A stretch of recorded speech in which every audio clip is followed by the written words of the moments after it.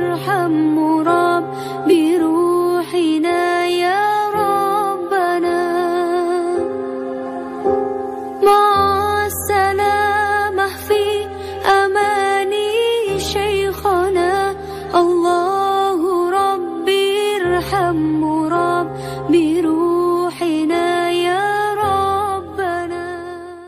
Assalamualaikum warahmatullahi wabarakatuh.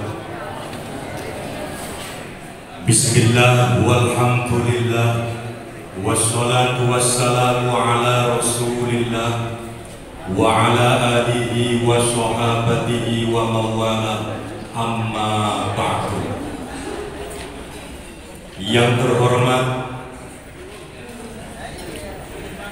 Pengasuh Pondok Pesantren Cadang Pinggan Indramayu Fadilatul Syekh Abuya Kiai Haji Abdus Syakur Yasin. Yang terhormat orang Islam tidak agama dibunuh, maka dari nama dulu. Ya, orang Islam boleh, orang Muslim juga boleh. Dikotomi semacam itu bagaimana Anda nanti mengelolanya, membangun peradaban kita. Itu pertanyaan besar. Jadi saya tidak menjawab, malah membuat pertanyaan lagi. Kemudian fikih Islam yang sekarang kita terima itu sebenarnya murni budaya karena hasil dari pikiran mereka. Oleh karena budaya kita melihat budaya kita di dalam bahwa dalam mereka mengkualifikasikan hukum Islam, menggali hukum Islam itu tidak lepas ada dua hal yang melekat. Pertama, subjektivitas para mustahil sendiri. Ya, beda ilmu, beda pikiran, beda tempat, beda pikiran, beda jabatan, beda kekayaan, beda usia, semuanya berbeda. Itu kemudian kita dari subjektivitas. Kemudian lagi perlu kita ketahui bahwa para fuqaha ketika menyusun itu tidak didukung dengan ilmu pengetahuan dan teknologi. Ada mufassir itu hanya katanya sampai Israel masih semua. Ya. Nah, ini potong kanan kiri, ini potong kaki kanan. Jadi kedua kakinya sebetulnya dipotong semuanya. Tega Anda berpondok seperti itu. Monggo Buya Sakur atau Buya Husin untuk menjawab beberapa pertanyaan. Baik, saya ingin mengatakan begini. Ini sekarang ini kebencian terhadap Nasrani lagi membara ini.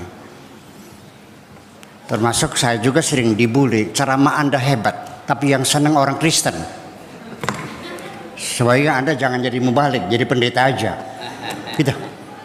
Gara-gara saya menceritakan bahwa ketika Fathu Makkah, para sahabat menghancurkan berhala-berhala, masuk dalam Ka'bah, gambar-gambar berhala dihapuskan, dan Nabi Muhammad menutup gambar yang ada di dalam Ka'bah itu. Silakan dihapus, yang ini jangan. Begitu dibuka, ternyata dalamnya adalah gambar Siti Maryam sedang mengemban Nabi Isa. Itu geger, saya dikapir-kapirin. Dikiranya saya mengarang, dikiranya karangan saya.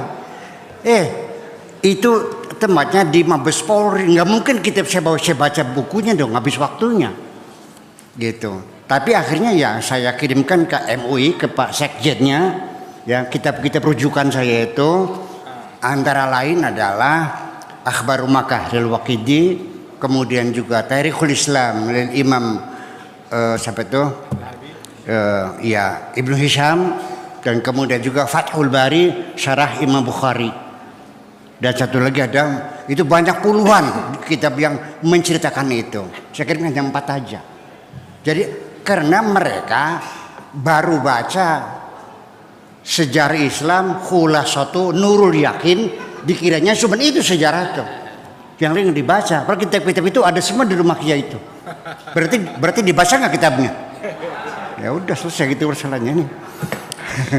Definisi tentang fikih peradaban, PBNU sengaja tidak membuat definisi dari awal. Kita mengadakan halakoh ini tujuannya memang untuk mendorong dan memprovokasi para kiai-kiai untuk terlibat mengisi definisi fikih peradaban. Jadi jangan sampai yang merumuskan hanya PBNU. Kalau itu namanya rumusan yang dipaksakan dari atas. Kita kepinginnya keputusan ini datang dari bawah, dari cadang pinggang, dari mana. Besok saya mau halakoh di Manonjaya, Kiai Husain. Di mana? Tasik, Manonjaya, Miftahul Huda. Ya. Besok lagi saya halakoh di di Banjar. Minggu yang lalu saya halakoh di Benda, Sirampok, Pondok Al-Hikmah, warisannya Ki Masruri Mughni. Jadi kita kepingin definisi fikih peradaban ini dibangun dari bawah. Jadi cadang pinggan ini punya kontribusi nanti untuk menyusun definisi fikih peradaban. Termasuk tadi ceramahnya Buya Syakur itu yang sangat berani tadi, ya. Nah, itu juga bagian dari kontribusi untuk mendefinisikan fikih peradaban. Kita itu tujuannya memang kepingin menciptakan kiai-kiai seperti Buya Syakur ini. Ya betul. Meskipun kiai-kiai model lama itu tetap penting, ya penting. Ya, jadi harus seimbang lah. Ada al-muhafadzah, ada al-akhdhu, ada merawat yang lama, tetapi juga sekaligus menciptakan jenis kiai baru. Kita tidak boleh kalau semua kiai seperti Buya, dan sudah. Makanya NU ini luar biasa. Di sana di dalamnya ada bermacam-macam arus pemikiran. Nah, cuma memang jenis kiai seperti Kiai Husain dan Kiai Syakur ini itu jumlahnya masih terbatas. Jadi perlu kita perbanyak. Ya, perlu kita perbanyak. Halakoh ini tujuannya antara lain membuat kiai-kiai itu sedikit lebih berani seperti Buya Syakur ini. Cuma saya yang heran tuh ya. Tadi saya ngomong kepada Buya Syakur ketika menuju ke ruangan ini. Ini kok ada kiai yang pemikir, tapi kok pondoknya gede ya? Umumnya kalau kiai-kiai pemikir itu pondoknya kecil, seperti Buya Husain ini.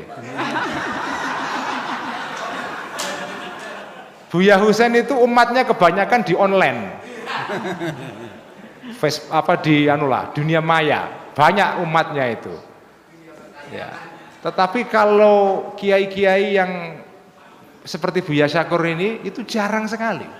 Pemikir tapi kok punya pondok besar dan ahli untuk mengelola lembaga. Ah, itu bagi saya, ini keistimewaan Buya Syakur. Ya, jadi ya pemikir tetapi juga mampu membuat lembaga yang besar. Itu perlu kita perbanyak yang seperti ini itu. Terakhir.